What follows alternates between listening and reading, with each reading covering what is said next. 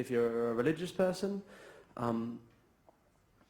might want to pop out for about 5 minutes. This is a song about anal sex and God.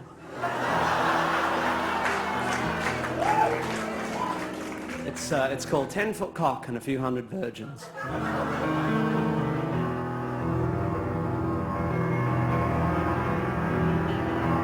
So you're gonna live in paradise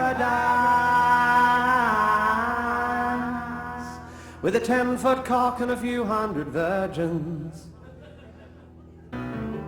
So you're gonna live in paradise with a 10-foot cock and a few hundred virgins. So you're gonna sacrifice your life for a ride on a UFO. And when the Lord comes down in his shimmering chariot of salvation, you're gonna be the first to know. Oh. And so if God was there from the very beginning, he invented men and women, then he also invented wanking. Then he said wanking was sinning. So now if I'm feeling randy, I'm not allowed to hand shandy, but having sex with my family, that is just fucking great. It's all there in Ezekiel 8, just before he opens up his big pearly gate and says that it's a sin to take it up the date, even if it's great, even with your cowboy mate.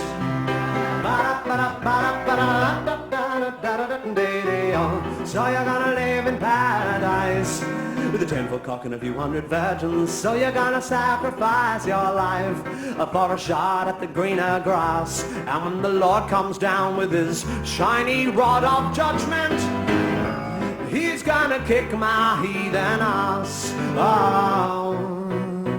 So if you cover the bodies of your women, everybody is grinning because black is so slim. And though it's not great for swimming, but it gives you an erection with the increased sexual tension. What with the UV protection, that is second to none.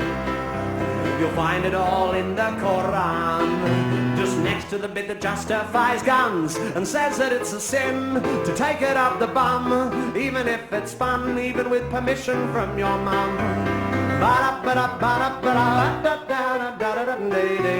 So you're gonna live in paradise with a 10-foot cock and a few hundred virgins. So you're gonna sacrifice your life for a shot at eternity. And when the Lord comes down and I haven't done my penance, he's gonna disembowel me. Oh, you say that if I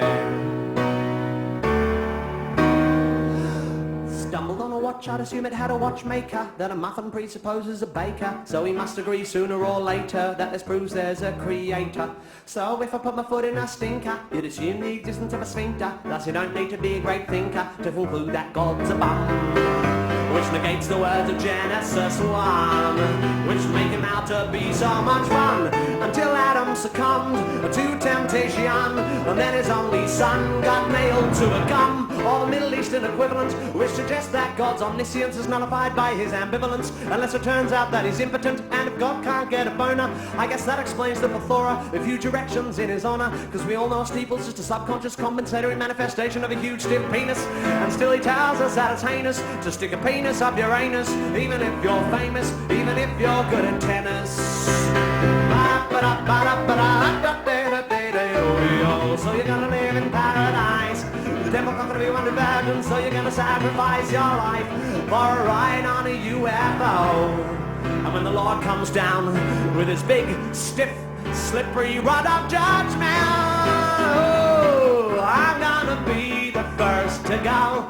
He's gonna send me down below. He's gonna whip me like a hoe. Do you really think so? I'm gonna be the first to go.